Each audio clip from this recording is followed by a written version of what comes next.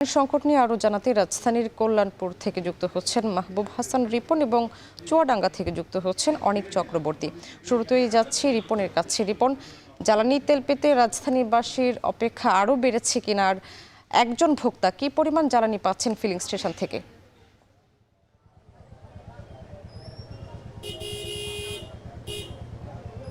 শাম্মী, এই মুহূর্তে রয়েছি কল্যাণপুরে এসে আমরা দেখলাম যে এখানে জ্বালানির সংকট অন্যান্য রাজধানীর অন্যান্য জায়গা থেকে অনেক বেশি তীব্রতর। কল্যাণপুরের আশেপাশে প্রায় 12টি ফিলিং স্টেশন রয়েছে, অধিকাংশ ফিলিং স্টেশনই বন্ধ রয়েছে। আমি এই মুহূর্তে যে ফিলিং স্টেশনে রয়েছি, এই ফিলিং স্টেশনে 12টার পরবর্তী সময়টাতেই আর কোনো তেল দেওয়া হবে না বলে আমাদেরকে জানিয়ে দেওয়া হয়েছে। তার ফলশ্রুতিতে এখানে যে সকল বাইক চালক রয়েছেন তারা কিন্তু তীব্র প্রতিক্রিয়া জানাচ্ছেন, কারণ যেটি হয়েছে এই শ্যামলী এবং কল্যাণপুর এই অঞ্চলটাতে ভয়াবহ রকমের জ্বালানি সংকট রয়েছে। এটার কারণ হচ্ছে যে এই অঞ্চলগুলোতে 2025 সালে আজকের দিনে এই ফিলিং স্টেশনগুলো যে পরিমাণ চাহিদা ছিল, সেই চাহিদা অনুযায়ী 2026 সালে আজকে তাদের বরাদ্দ পাওয়ার কথা ছিল। এই ক্ষেত্রে যেটি হয়েছে, যেহেতু 2025 সালে তাদের যে চাহিদা ছিল সেই চাহিদার সাথে 2026 সালে বর্তমান যে পরিবর্তিত পরিস্থিতি, সেই পরিস্থিতিতে চাহিদা বেড়ে যাওয়ার কারণে আজকে এই ফিলিং স্টেশন তারা কিন্তু কোনো তেল পাবেন না।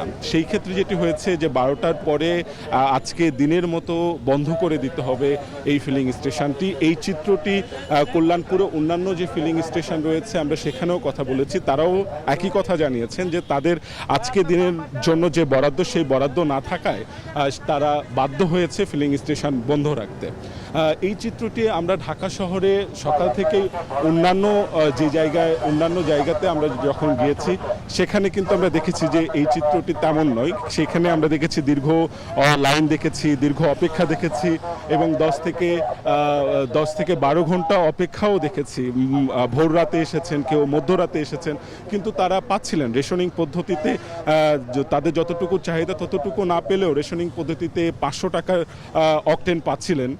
কিন্তু এখানে এসে যেটি হয়েছে যে এই শ্যামলী এবং কল্যাণপুরের চিত্রটি কিন্তু সম্পূর্ণ আলাদা এবং এই অঞ্চলে তেলের যে সংকট সেটি ভয়াবহ আকার ধারণ করেছে। এই ছিল আমার কাছে কল্যাণপুর থেকে সবশেষ। স্বামী, কল্যাণপুর থেকে যুক্ত হয়েছিলেন মাহবুব হাসান রিপন। এবার যাচ্ছি অনিক চক্রবর্তীর কাছে। অনেক, চুয়াডাঙ্গায় ফুয়েল কার্ড চালু না হওয়ার কারণ কি, আর গ্রাহকদের ভোগান্তি কেমন দেখছেন?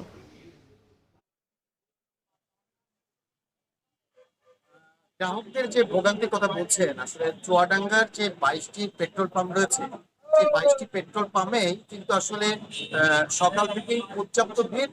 বেলা যত বাড়ছে ঠিক ততটাই কিন্তু আসলে ভিড় বাড়ছে। সাধারণ যারা গ্রাহক রয়েছে, যারা তেল নিতে আসছে, পেট্রোল নিতে আসছে, অকটেন নিতে আসছে মোটরসাইকেলের জন্য, তারা কিন্তু চরম আকারে ভোগান্তির শিকার হচ্ছে।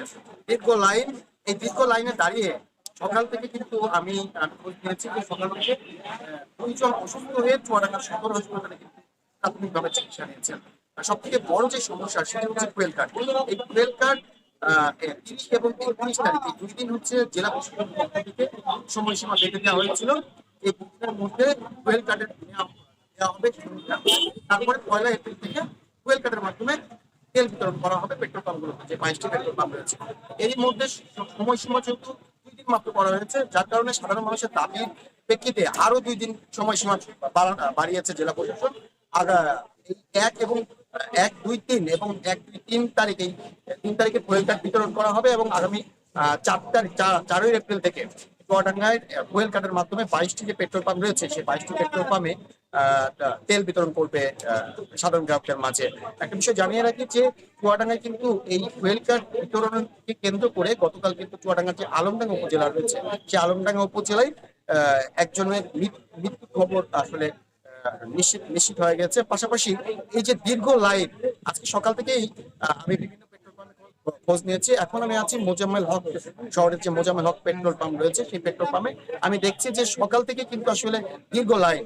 এই দীর্ঘ লাইনে দাঁড়িয়ে থাকতে চুয়াডাঙ্গার এই যে দীর্ঘ লাইন পেট্রোল পাম্পে, এই পেট্রোল পাম্পে কিন্তু 2 জন অসুস্থ হয়েছে সকালেই। তো সবশেষ মিলিয়ে কিন্তু আসলে এই দীর্ঘ লাইনের সারি যে কখন শেষ হবে এটি আসলে বলা যাচ্ছে না। তো পেট্রোল পাম্প থেকে চুয়াডাঙ্গা থেকে আমার কাছে এই ছিল সবশেষ পরিস্থিতি। চুয়াডাঙ্গা থেকে যুক্ত হয়েছিলেন অনিক চক্রবর্তী।